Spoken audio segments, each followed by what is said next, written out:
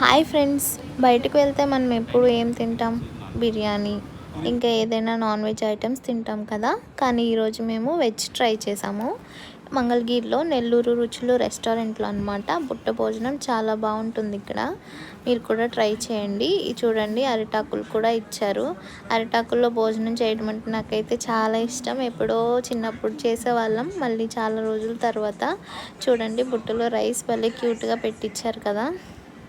అలాగే వెజ్లో అయితే ఎన్ని వెరైటీస్ ఉంటాయో, నాన్ వెజ్ అయితే ఓ చికెనో మటనో ఉంటుందన్నమాట. చూడండి, వెజ్ బిర్యానీ రైస్ ఇచ్చారు, అలాగే క్యారెట్ కర్రీ, ఇంకా పెరుగు చారు కూడా ఇచ్చారు, బజ్జీలు,